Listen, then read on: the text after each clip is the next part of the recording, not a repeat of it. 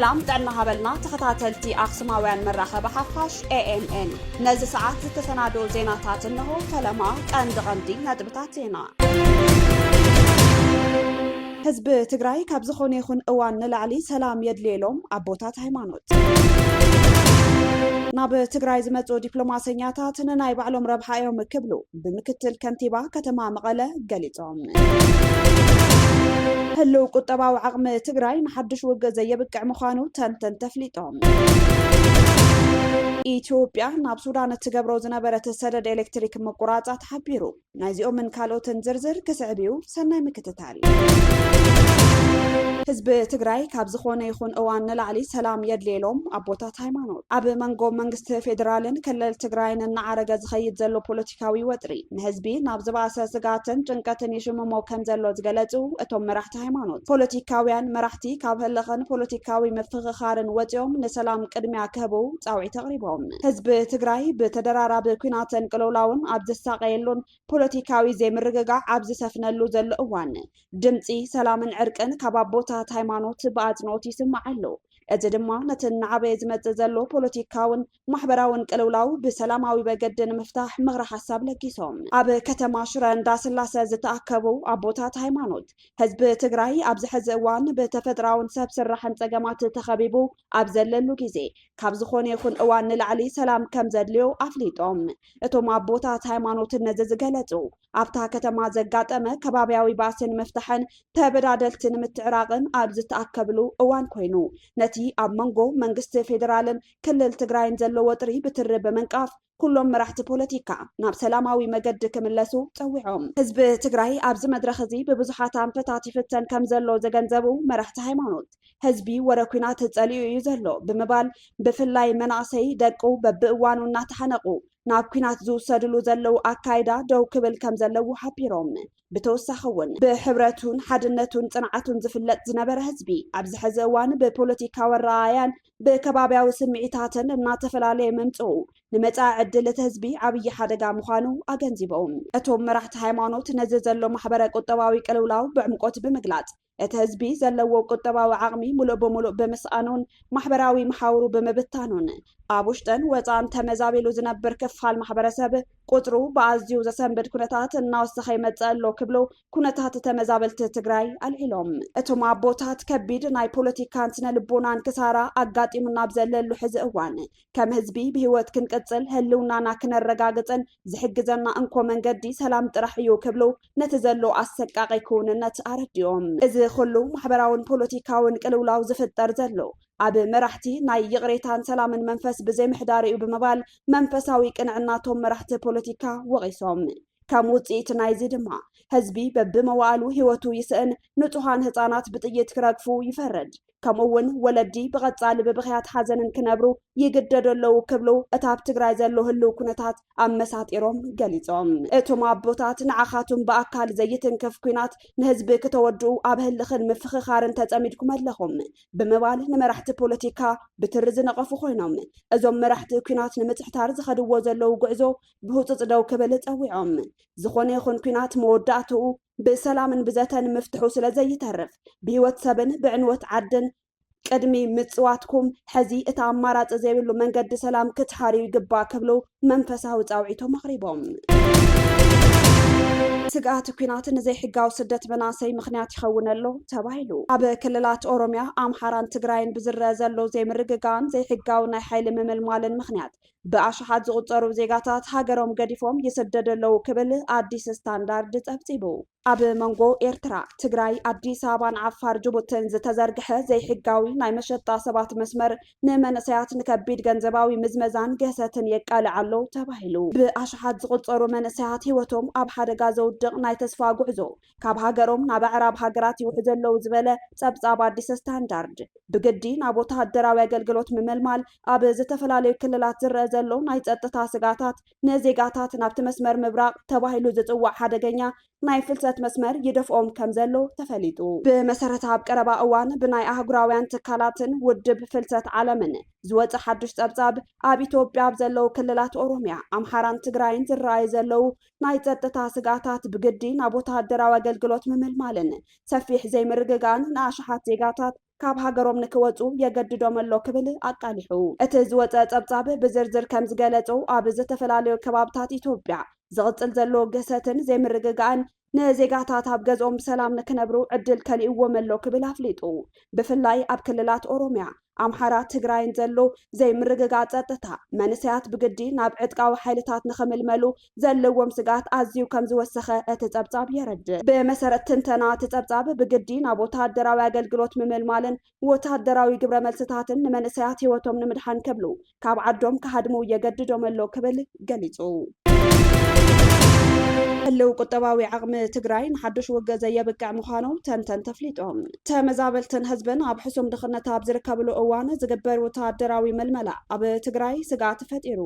ኣብ ትግራይ ህጡጥ ውግእ ምምራጽ ንማሕበረሰባውን ቁጠባውን ቅልውላው ዘባስን ባይታ ማሕበረሰብ ዘየንበበን ምዃኑ ተንተንቲ ስነ ቁጠባ ገሊጾም ኣብ ማሕበራውን ቁጠባውን ቅልውላው ትርከብ ትግራይ ሓዱሽ ናይ ውግእ ውርታትን ወታደራዊ ምልመላታትን መስለው ዓቕሚ ሕብረተሰብ ዘይተገናዘበ ስሑት ኣንፈት ዝሓዘ እዩ ክብሉ እውን ወቂሶም ኣብ ትግራይ ዘሎ ህልው ቁጠባዊ ኩነታት ብምኽንያት ዘሕለፈ ውግእ ዝኣተወው ምምዝባልን ተፈጥራዊ ሓደጋታትን ምኽንያት ንሓድሽ ውግእ ዝፀረሉ ዓቕሚ ከም ዘይብሉ ተንተንቲ ስነ ቁጠባ ንክፍሊ ዜና ኣክሱማውያን መራኸቢ ሓፋሽ ኣብ ዝሃብዎ ርእይቶ ኣፍሊጦም እቶም ተንተንቲ ከም ዝሓበርዎ እቲ ማሕበረሰብ ኣብ ዝሕዚ እዋን መሰረታዊ ድሌታቱ ንምምላእ ኣብ ፈተና ኣብ ዝርከበሉ እዋን ናብ ካልእ ውግእ ምእታው ንመላእ ክልል ናብ ዝገደደ ቁጠባውን ማሕበራውን ውድቀት ዘእቱ ኢሎም እቶም ተንተንቲ ስነ ቁጠባ ከም ዝሓበርዎ ኣብ ዝሕዚ እዋን ኣብ ትግራይ ዝርአ ዘሎ ማሕበራውን ቁጠባውን ኩነታት ኣዝዩ ዘሰክፍ ደረጃ ሒዙ ከም ዘሎ ኣፍሊጦም መብዛሕትኡ ሕብረተሰብ ደቆን ስድርኡን ዝዕንግለሉ መሰረታዊ ኣታዊ ዘይብሉ እንትኸውን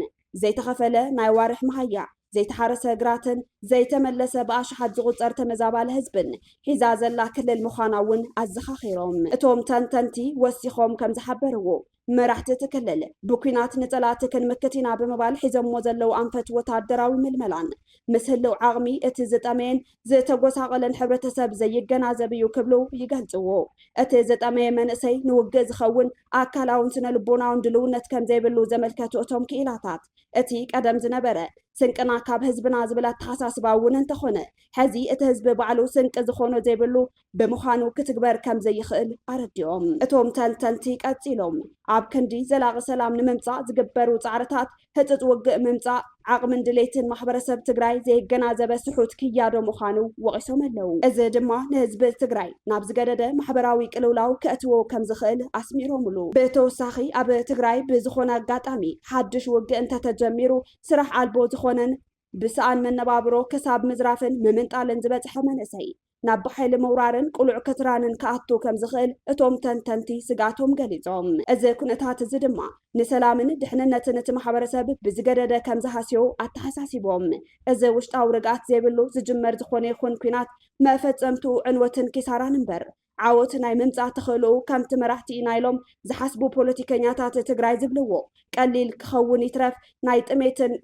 ጉስቁልናን ዓጸቦ ዝያዳ ዘበኣእስ እዩ ክብሉ ገሊጾም ከም መፍትሒ ዘቐመጡ እቶም ክኢላታት ስነ ቁጠባ ኣብ ትግራይ ዘሎ ህልው ቁጠባውን ማሕበራውን ጸገማት ብሰላማውን ብዝተረጋግአን መንገድን ምፍታሕ ዘኽእል ኣንፈት ምኽታል ጥራሕ ንህዝቢ ትክልል ወሳኒ መዋጽኦ ምዃኑ ምዒዶም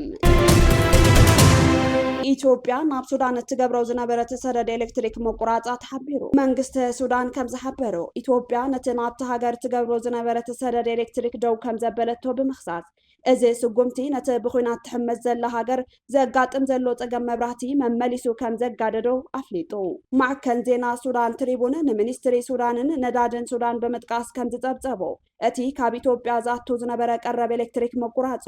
መበገሲ ናይቲ ኣብዘን ዝሓለፋ ሰሙናት ኣብ መላእቲ ሃገር ዘጋጥም ዘሎ ተደጋጋምን ሰፊሕን ጸልማት ምቁራጽ መብራህቲ ኮይነሎ ይብል መንግስቲ ኢትዮጵያ ብዛዕባ እዚ ሱዳን ወሲድዎ ትብሎ ዘላ ሓድሽ ስጉምቲ ዛጌድ ዝበሎ ነገር የለን ቀድሚ ሕዚ ግን ብሰንኪቲ ሱዳን ንኢትዮጵያ ክትከፍሎ ዘይከኣለትን ዋጋ አገልግሎት እትቀረብ ክጎድል ከም ዝጸንሐ ይፍለጥ እዚ ብወገን ሱዳን ዝቀርብ ዘሎ ክሲ ኣብ መንጎ ሱዳንን ኢትዮጵያን ፖለቲካውን ዲፕሎማሲያውን ወጥሪ እናዓረገብ ዝመጸሉ ዘሎ እዋን እዩ እቲ ብምድብ ሰራዊት ሱዳን ዝምራሕ መንግስቲ ንኢትዮጵያን ሕቡራት ኢማራት ዓረብን ነቶም አንጻሩ ዝዋግኡ ዘለው ዕጡቃት ሓይልታት ዳዕመ ሰሪዕ ይድግፎለው ብምባል በተደጋጋሚ ይኸስስ በአንጻሩ ድማ ኢትዮጵያ ሱዳን ንጸረ ኢትዮጵያ ዝኾኑ ዕጡቃት ኃይልታት ብፍላይ ከዓ እቶም በአርሚ ሰብዓ ዝፍለጡ ኃይልታት ትግራይ ደገፍ ትህብን ትዕጥቅነላ ብምባል ክስ ተቅርብ ኣብ ርእሲኡ መንግስቲ ኢትዮጵያ ጎረባብቲ ሃገራት ኤርትራ ግብጽ ሱዳን ሕወሓትን ሓዊስካ አንጻሬ ኪዳን ይገብረለው ብምባል ብሓባር እውን ክኸሶም ጸኒሑ እዩ ኣብ ዝሓለፉ ሰሙናት እውን ቀዳማይ ሚኒስተር ኢትዮጵያ